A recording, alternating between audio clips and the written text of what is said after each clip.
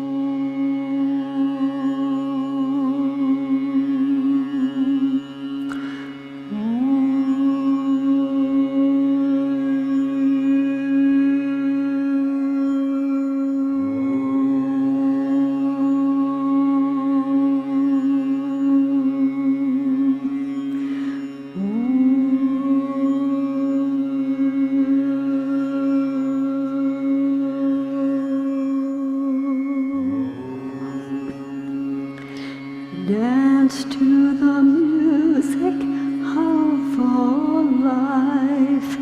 Dance to the music of all life. Dance to the music of all life. Dance to the music of all life.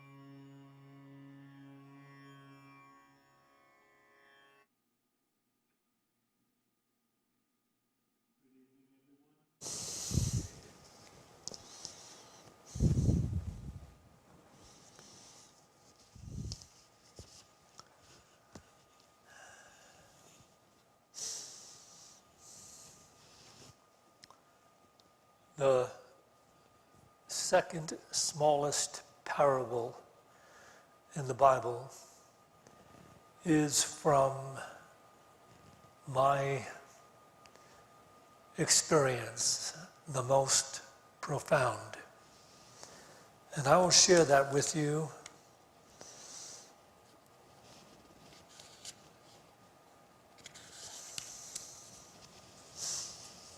You can read this in the Gospel of Matthew, chapter 13, verse 44. The kingdom of heaven is like a treasure hidden in a field, which a man found and covered up.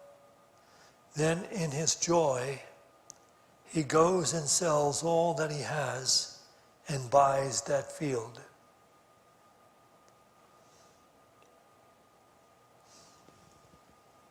If you had only this and you didn't have anything else, you had no other scripture, no Bible, no Course in Miracles, none of the Master Tolle books, none of the self-help books. If you had nothing else but were left with this tiny parable to contemplate, you would come to the profound truth that it is revealing. You would come to understand the pearl of inestimable value is peace. Mystical peace. And you would come to this realization because you'd finally get to the place where you'd be contemplating questions about what the kingdom of heaven is actually. And the kingdom of heaven, however you would imagine it to be, could not exist for anyone unless he or she also had, with that kingdom of heaven, that consciousness of heaven, peace of mind. You cannot be in the consciousness of God or heaven and not have peace of mind. And you'll see how that must absolutely be so. So, A Course in Miracles will dwell in these different ways on the concept of achieving mystical peace. But when you simply allow yourself to realize the nature of human experience and all that we find ourselves going through in life, we would also realize that it's a rare human being that has peace, mystical peace. Most human beings only have peace when their personal expectations and desires are being fulfilled, when their personal plans, and also when their personal opinions are being accepted. But if you'll examine this, you'll also realize how that is simply a fleeting peace, a short-lived period of peace, because the world just doesn't seem to operate that way. There always seems to be in the world of circumstances some problem that's confronting us. And so we may have fleeting moments of peace, but then we're back to trying to figure out how we are going to deal with this next problem. And so it goes on and on and on. And we don't also realize in the process of dealing with all of these different problems that we are not operating from insight.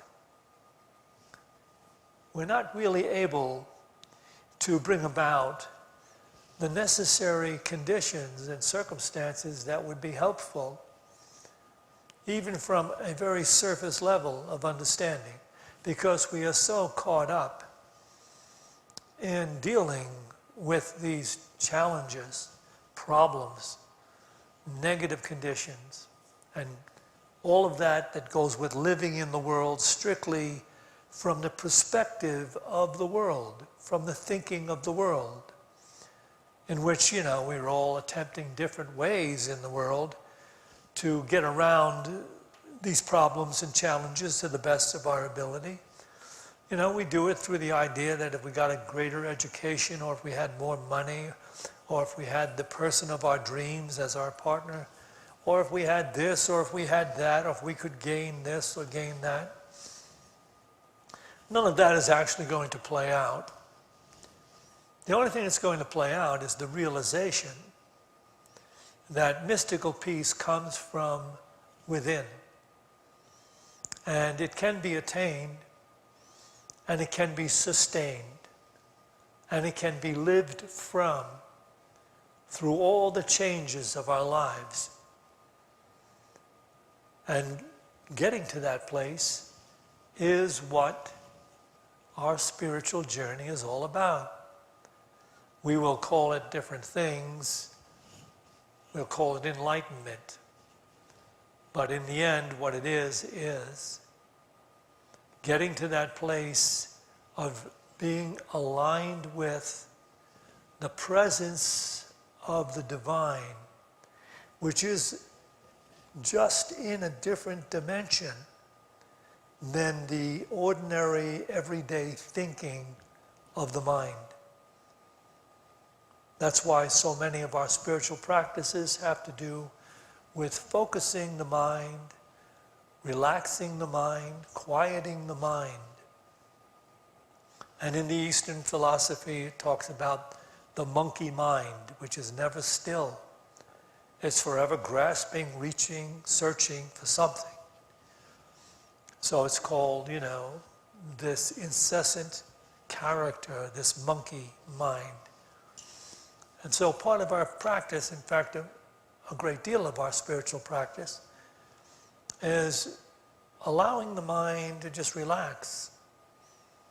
Not trying to cut it off or stop it. It'll eventually quiet down if we sit still and give it something to focus on. So if we take in a mantra or an affirmation or a spiritual idea, and we learn to bring the mind into alliance with that idea or mantra, what happens is it starts to be quiet. It starts to relax and not to be incessantly thinking and figuring and contemplating and worrying. It just seems to relax. At that moment, and when that starts to happen, your core nature, or as we refer to it sometimes, the true self, the essential soul consciousness, very quietly moves into our awareness to guide us, inform us, heal us, lead us. So that's what this profound little parable is all about. And it is about understanding that the world cannot provide this everlasting, enlightened level of peace.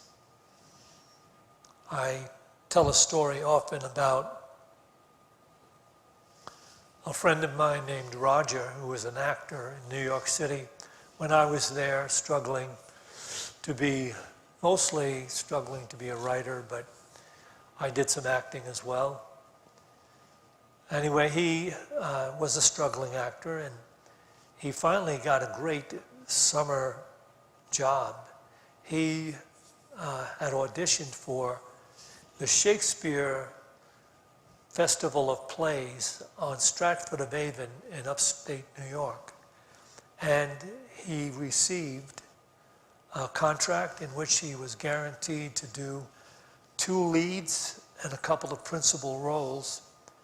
And he would spend the summer in this beautiful place, room and board, plus $300 a week, which was more money than he ever made acting up until that point in his life.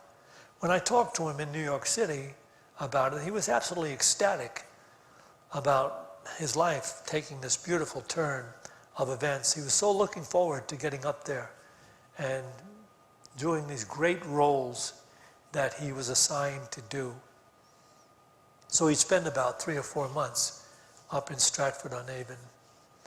And while he was up there doing these roles, Norma and I went up to visit him. And boy, he was in a terrible place. He was angry, upset, and beside himself. He wasn't very happy. He said, I'm going through a lot of depression up here. And after we're talking about it for a while and went to dinner, what it came down to was that he was making $300 a week, and he found out that no one, the other principal actors in the company, was making less than $325 a week. And it so disturbed him and made him, angry and upset and negative about the whole thing. And of course, he had people to blame. He had the casting director to blame, other people who had been the producers of the shows and things. And so he had this whole, cadre of people that he felt had, done him a bad turn. If you only thought back, a few weeks, when the only hope he had was if he could even get a role or 2, a secondary part up in Stratford-on-Avon. And here he wound up with getting some of the great roles and getting more money than he never made before. And yet, he let this financial infraction, you're talking about really a little bit of money. Oh, some of the other actors are making $350 and $375, but the fact is that he was the only one making $300 a week. He was so upset by that. And it took away his happiness, his peace of mind, completely. And we do this all the time when we're living strictly in the consciousness of the world. We suppose that people and circumstances should operate in a certain, order. We figured some things out, and we say, we did it to the best of our ability to make it work this way. But whenever something goes awry, we take it personally. We do. I mean, I've counseled when I used to do a lot of counseling. I don't anymore. But when I did use a lot of counseling, I could hear people saying how they expected that they had made these plans or made this, projection that something should go this way, and they made and did all they could to have it happen, and then it just didn't happen that way, and they became personally upset. And in some cases, they even blamed themselves. Maybe I didn't do enough. I should have done more. Or, maybe I just fell down on the job or whatever. But there was always someone to blame. And then when people are having relationships and someone doesn't call, and you've reached this place in your relationship where, you really thought everything was going well, but now the phone call isn't coming, and now you get word that maybe this person isn't the person that really should be trusted, or maybe he's or she's seeing someone else, or something comes up. And then you're crestfallen, you're broken. how long do we live before we realize that life is not predictable? It's not controllable. Life in the world will be, whatever it is at any given time, and it may not be in keeping with any particular expectations or desires or wants that we want. It may just be doing its thing. And to self-blame yourself for it is not the smart way to do it. It's not the enlightened way. When things aren't going according to our perspective and our desires, we shouldn't get into a state of self-blame or any kind of blame or negative state. We should just begin, having lived long enough to know that the best made plans of mice and men often go astray. Eckhart Tolle speaks to this whole idea. You can read this in Stillness Speaks. Much suffering, much unhappiness arises when you take each thought that comes into your head for the truth. Situations don't make you unhappy. They may cause you physical pain, but they don't make you unhappy. Your thoughts make you unhappy. Your interpretations, the stories you tell yourself, make you unhappy. And he gives a couple of examples in there. He didn't have the decency to return my call. She let me down. Little stories we tell ourselves and others, often in the form of complaints.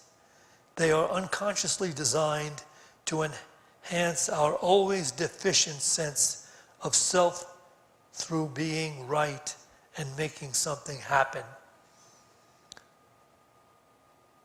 So we have this incredible idea of rightness. We should have been right. We should be able to make something happen. And when it doesn't go according to the plan, we cast ourselves down. If you don't get anything out of the spiritual journey that we're on, you should know it's not that difficult to really shift the consciousness of despair and concern and self-blame, to shift that. It's very easy to shift it to peace. First, when you know that the world is uncontrollable events, circumstances. There's nothing wrong with planning things or having goals or dreams, nothing wrong with that. As long as you're willing to let the outcome of your plans and your dreams belong to God. So you pursue what it is you'd like and what it is you think will work, but pursue it with a preference. Just always say to yourself, I prefer that this would happen this way. I prefer that this would turn out accordingly this way. But don't make a demand within yourself, if this doesn't turn out this way, I don't know what I'm going to do. I can't handle this anymore. I met a guy this morning, I was walking my dog. He's a neighbor up in the mountains, and he came out and he said, hey, Jack, what do you think? We're ever going to get done with this coronavirus deal? I'm going crazy. I can't get enough work. What am I going to do? I thought, well, I don't know. I think angsting about it isn't going to make the virus go away. I think we just have to the best of our ability, work with it as it exists. And if we do find a way through it and ultimately can recover, that's great. But if we have to go at this for a while, then let it be so. Let it be the will of life. And do what you can to sustain your peace. It's not helping anybody, including yourself, if you're not able to bestow peace on a situation. So by becoming unraveled about something that's taking place that doesn't fit with your idea of things, only carries that upsetness into the collective stream of consciousness. And if there's people around you, your unraveling unravels them. So, shouldn't we at this point have realized we can choose peace? We can choose mystical peace. It's only called mystical because the thinking of the world only acknowledges that peace comes when you get what you want. Your desires are met, your expectations fulfilled. So the thinking of the world is all about that. The education of people in the thinking of the world is all about that. And finding ways to control those circumstances out there. Well, you will discover, as I always say, just read the newspapers. You know, you'll read about people that have had everything, all the money that you could possibly want to do seemingly, all that you would need to do to control the conditions and circumstances of life. And so many of them you read about are in drug rehabilitation programs or alcoholism or depressed. It's amazing when you think that some of these top actors making millions of dollars a movie have depression issues. It's just amazing because you would think, come on. I mean, you get up every day and you don't have to do anything except if you have a film that you're doing and you have all this money to dabble with and use to get what it is you'd like out of life, and yet, no. And you will see that they have just as many problems. Some of these actors go to pieces when they don't get a particular role that they suppose they were going to get in a film. So it has nothing to do with that idea of control. What it has to do is with the idea of knowing we personally do not have control. That all of these conditions and circumstances that we pursue, let the outcome belong to life. Or if you will, let the outcome belong to God. If it goes your way, great, enjoy it.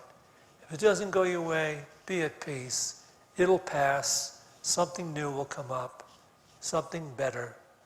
You'll just go on and things will be better as long as you're practicing that divine awareness of the peace that surpasses the understanding of the world.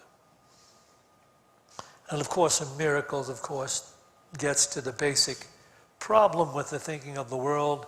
It asks the big questions. Would you rather be right or happy? The ego would rather be right. And that's one of the reasons why we have the conflicts we have, so many of them, that we don't need to have. You know, there is suffering, there is real suffering in life. But there is useless, unnecessary suffering. And so much of that comes from this illusion of needing to be right about something, to get your point across, to have that last word, I know what should be done. So let's be awake in the process of living. Let's practice this divine idea of making peace the real goal over all other goals and aspirations. So as we go about life, and as I said, we plan, we have dreams, we seek, and we try to make things happen a certain way to make it good for ourselves and others. But we don't get locked into the idea that ultimate control belongs to the personal idea of me. It belongs to the universe. And when we learn that, we don't take it so seriously. We don't get down on ourselves. We don't become unraveled. We don't unravel everybody around us. We don't blame. We let it go. We let it pass. We know that life lived from within lived with the ideal of bestowing peace will bring happiness, insight, and a much more effective way to be alive. So this evening, we are going to practice the presence of quieting the incessant thinking of the mind that's always involved with the world. We let it go. There's nothing wrong with that. We all have this mind that's always trying to figure something out. But okay, let it go. So as we sit here and meditate together, we allow these Tibetan bowls to move through us, knowing that everything is in vibration.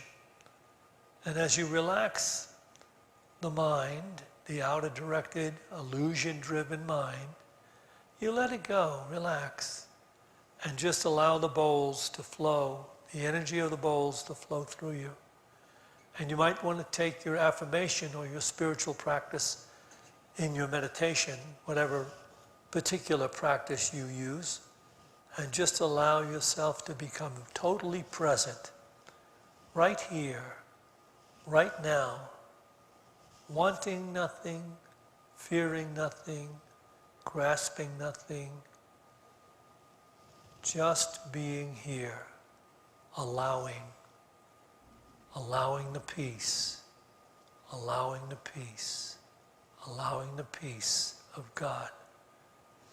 So if you don't have a particular affirmation, you can use this particular idea.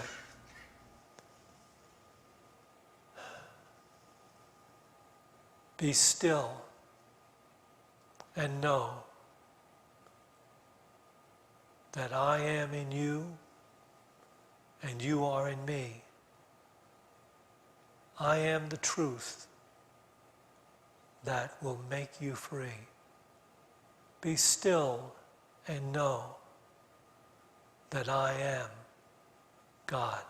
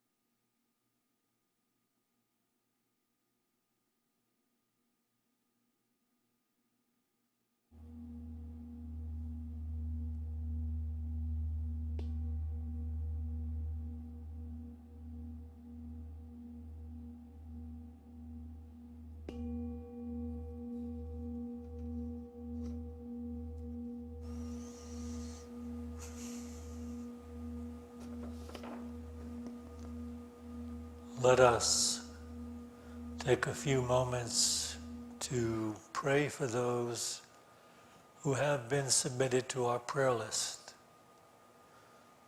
As we do this, we are simply opening the door to this divine awareness that is waiting to come in to everyone willing to be open to receive it. So this evening, as Norma calls each name, simply send the prayer with one word, open. With each name, open, open. John Stovall and family. Brandy Gamlin. Barbara LeBlanc. Sharon Amon. Kelly Amon. Ruth Levin. Andy Lennick. Marie Bartolet. Jackie Quinn. Kate Quinn. Wayne Bartolet. Robert William Carlisle Edmonds. Suzanne. Yvonne. Daniel Rivard. Michael. Sebastian. Kai V. David Ellis. Helen Smith. Jamie Bilyeu. Bonnie McDonald. Hank. Robert David Edmonds. Jeffrey Kevin Edmonds. Sarah Denise Edmonds. Sarah Hubble. Joy Scalise. Joe Scalise. Patty. Kathy. Reuben. Esther. Dan James. Lucky Naranjo. Sal and Ann Capolino. Gilly. The Lakota people at Pine Ridge, Wounded Knee, the whole area. Surround them with light, healing light. The air, water, earth, all life on planet Earth, the United States government, all victims of the coronavirus. You can call out a name if you would like to at this time. Dennis Drake and family. Nicole and children. Their safety and guidance and wholeness. Melinda Niemczyk, Gail Wagner, Steve Taylor, Mira Morrison,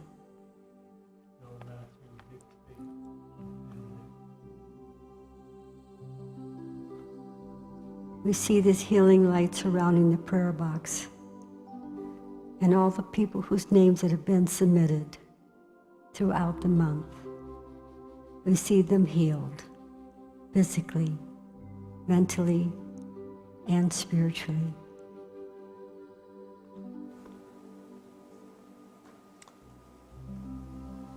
Let us be open to allow this divine consciousness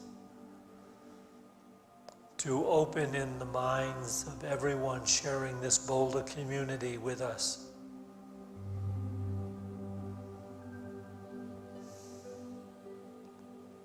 And this divine light awareness opening in the consciousness of everyone sharing the state of Colorado with us.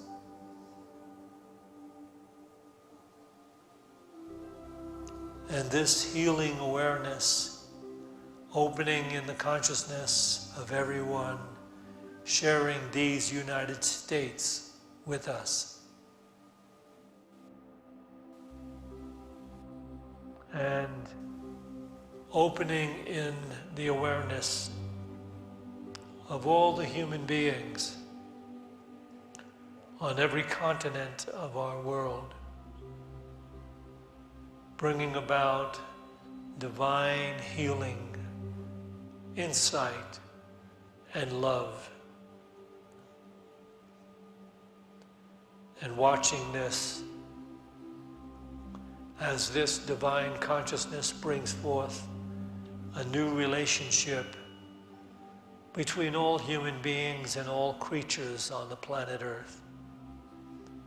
A new relationship to nature itself, to the environment, to the rivers, to the forests, to the oceans, the deserts, the mineral life. A new relationship to the pristine majesty of the planet Earth. As we pray, the light of God surrounds us. The love of God enfolds us. The power of God protects us. The presence of God watches over us. Wherever we are, God is, and God is love. To this we say, Amen.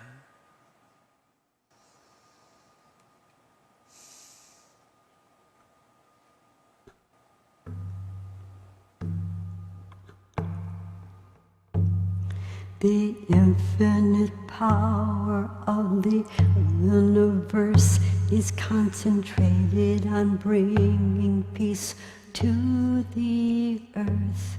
The infinite power of the universe is concentrated on bringing peace to the earth.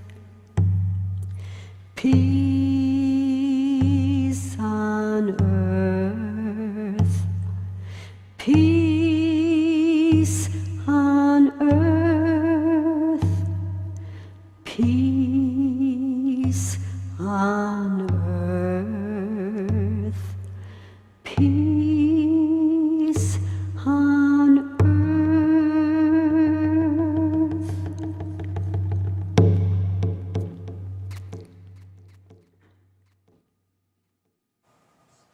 We will take an offering for unity now. And we have to do this in a different way in order to be in concert with the regulations. But we have a basket on a table in the lobby through those doors. So we will bless our offering here, and then you can take it and place it in the basket in the lobby. And to all of you that are watching this on a screen, we just ask you to take an offering idea, an amount in your mind, and bless it, and then you can donate it to Unity of Boulder in many different ways. There's a tab on your screen. If you scroll down, you'll find it, that you can donate by credit card. And then go online, you can see a number of ways to donate to Unity of Boulder. And it is certainly appreciated that we can continue to do the work through unity that involves the evolution and healing of the entire human race. So as we take our offerings in our hands, in our minds, in our hearts, let's bless them with this offering statement. Divine love blesses and multiplies all that I have, all that I give, and all that I receive, because I give. Together, please. divine love blesses and multiplies all that I have, all that I give, and all that I receive, because I give. And so it is. Amen. Thank you all for showing up. You are among the very brave still, coming here. But as you can see, we still have plenty of space open. Anyone else would like to join us in the physical? Come on down. You don't have to worry about not getting a seat these days. Everybody will get in. And thank you all for joining us online. We appreciate you adding your energy and your prayers to ours. And we look forward to those days coming when we can return to a more normal lifestyle in which we enjoy each other's company physically and be with each other in these venues. All right. Good night.